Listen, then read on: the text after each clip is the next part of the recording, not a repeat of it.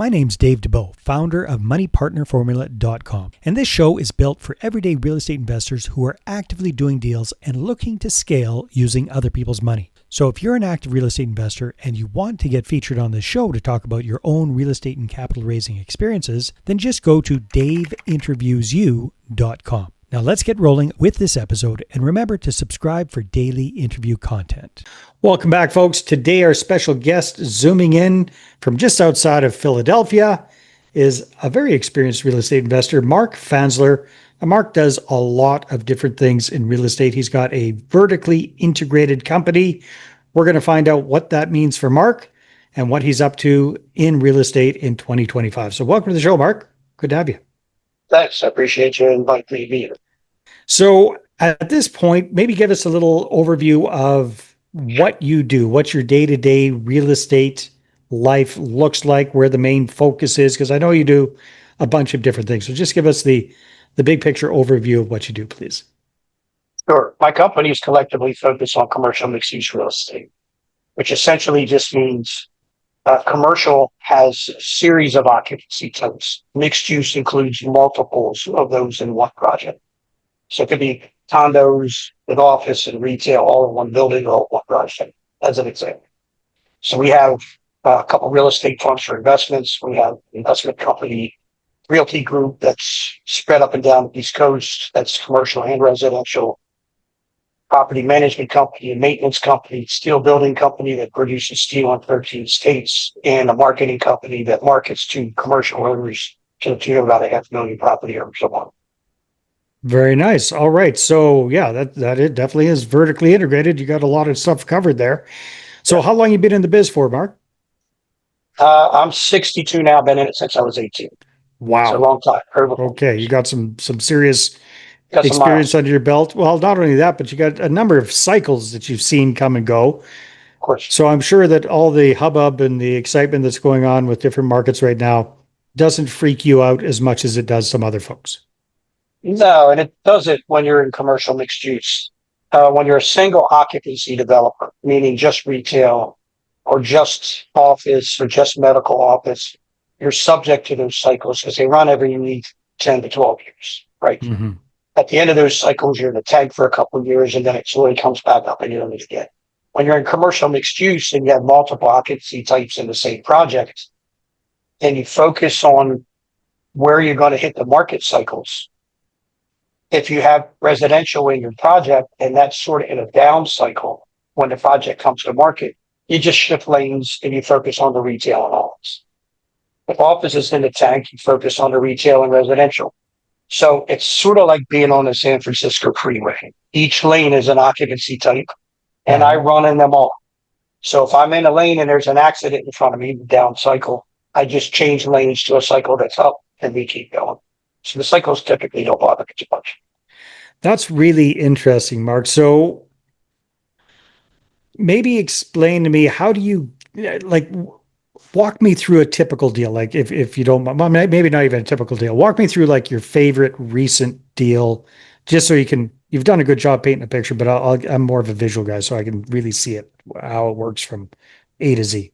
Sure. I'm working on a project in Colorado.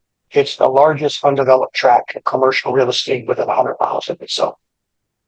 So to look at it on a map, it doesn't look like it would make sense for a large scale development.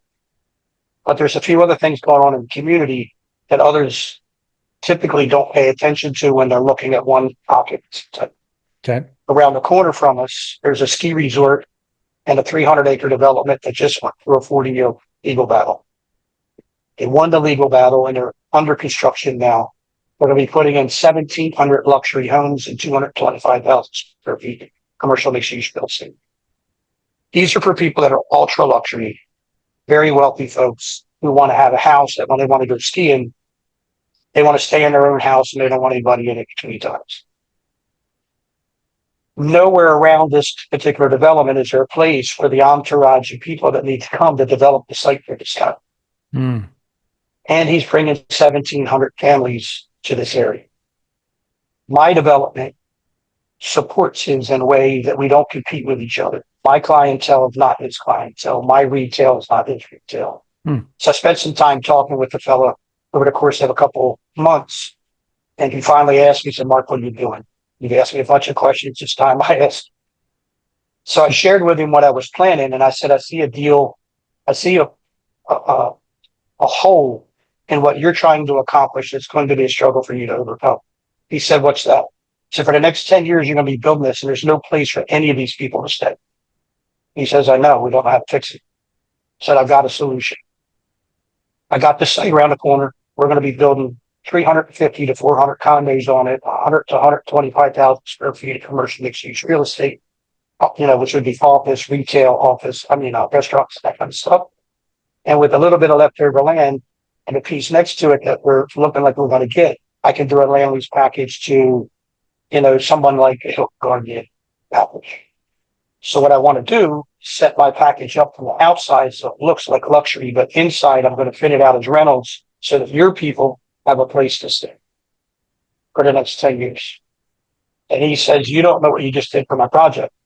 We have been struggling for months to try to figure out what to do with this. And you answered it in one phone call. He says, let me know when you get through exploratory plan approval. Come sit down and talk with me because I may be interested in doing a corporate lease for the entire project. So I don't have to go chasing 350 rentals because he's going to deliver them, sounds like. In addition to that, when we're done with his development, I'll fit out the inside for luxury and begin to sell them all. I've negotiated with the municipality already that as long as I hold 100% of the condo deeds, personal or within the entity, they'll treat the development like it's an apartment complex. So from a tax perspective, that's monstrously in my favor. Because if it were individual condos, they would each be taxed individually rather than as a building. So these are the kinds of things that we do historically. And my people need a different kind of retail than his people. And my folks can work in his development when he's done. And the alignment between the two of us is so good that he told me, you're the first person that's come to me since we won this case that hasn't had your hand out. You're not here asking, can I be part of your development? You're not here for a quick land grab. You're here for the long haul like us, which I appreciate. He says, I'm not a commercial mixed use guy. How would you feel about once you got your project up and running, if we're still doing what we want to do together and it looks like we're supporting each other the way we like, how about you take over my 225,000 square feet of commercial mixed use, that section of my development. We'll partner together. I'll put the deal up. You go get the deal done and we'll work it out. So that's what I do. Creatively, I put packages together that don't put mom and pop shops out of business in town. I don't compete with local developers because I try to understand what they're doing in their niche. And I find a spot in between. It's kind of like downhill skiing. There's trees everywhere. And the way to not hit the trees is to not look at them. You look for the spot in between. Hey there, if you're a capital raiser, a syndicator, or a fund manager, and you're looking for a steady flow of incoming accredited investor leads, then go ahead, grab a free copy of my new book, How to Get 20 Accredited Investor Meetings Every Month Without Cold Calling, Networking, or Chasing People. You can get that at 20accreditedinvestorsbook.com. Again, that's the number 20accreditedinvestorsbook.com. And that's what I do when I'm developing. I look for where everybody else is and I find the lane that's between them. And I'm generally pretty successful at it. Well, that is a fantastic explanation. Now I've got a much, much better idea, as do the listeners and viewers, of what you do, Mark. No, that is wonderful. So what is typically your exit strategy with your properties? Are you eventually selling them? Are you holding on to them long term? What's kind of your philosophy? We sell off only as much as we need to capitalize for future ventures. The idea is to hold on to as much of it as we can for as long as we can. And then we'll watch the market cycles. And sometimes it's an appropriate time because I can sell out profit with enough profit that it would take me 10 plus years to make it back on income somewhere else. And in that amount of time, I can generate 3 other projects that would outproduce what the one would had I kept it. So historically, we're looking a good 10 years down the road, here on the East Coast, we can look west and see what's happening in California historically, plus or minus a month or two. Mhm. What you see happening in California today is going to happen 3 years from now here on the East Coast, Interesting. unless there's some sort of catastrophic event, sort of like the World Trade Center getting hit or any of those kinds of things that causes chaos everywhere. Yeah. Generally, in market cycles, you can expect that in about 3 years. If you're watching west, you can see what's happening there and predict when it's going to start happening here. And if you watch all of the economic indicators and all forecasters and the people who are experts in those fields, and you're watching long enough, you'll see those trends all the while.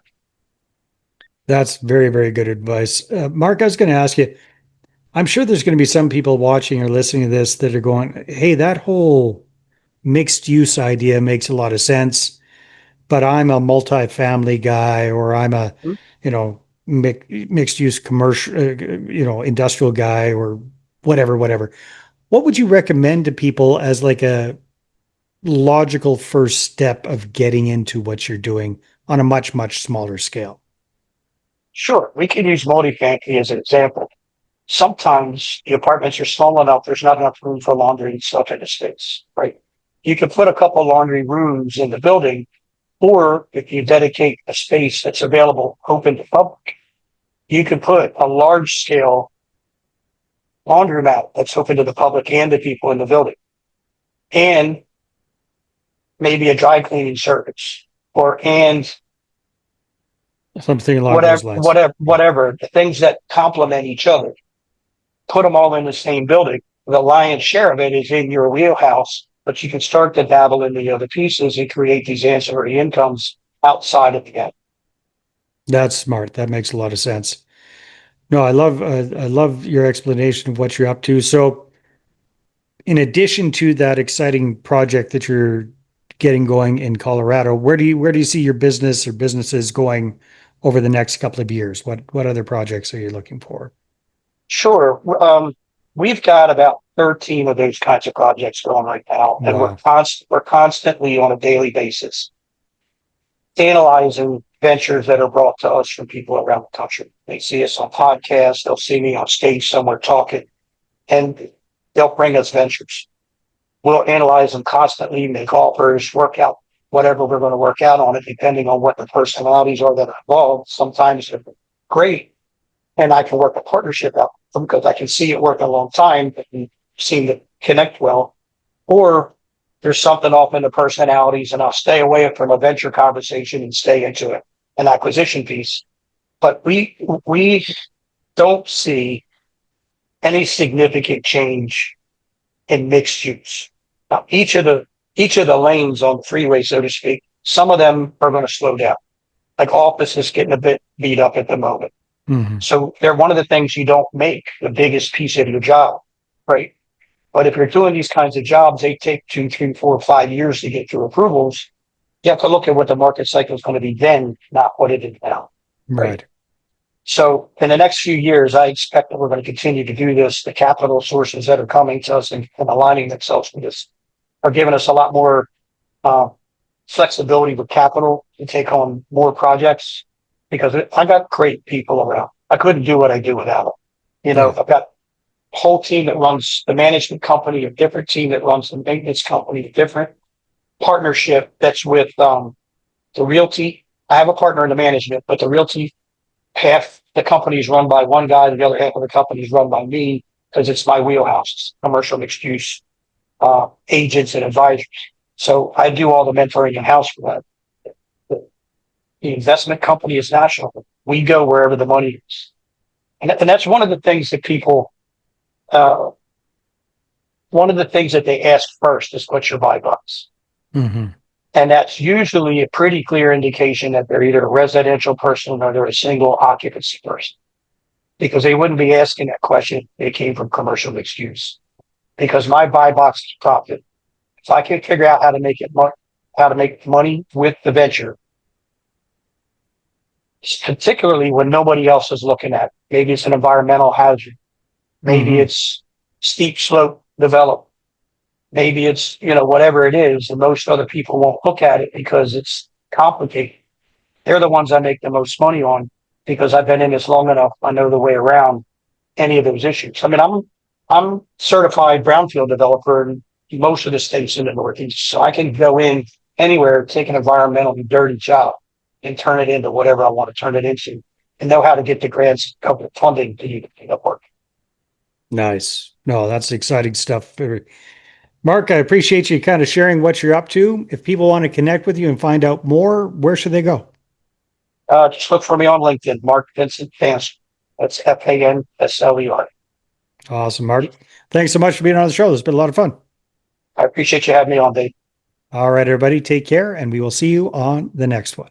Hey there, I really hope you enjoyed that episode. And as always, if you want to listen to more daily interview content, make sure you subscribe. And if you're an active real estate investor and you're doing deals and you'd like to get featured on this show, then just head over to daveinterviewsyou.com.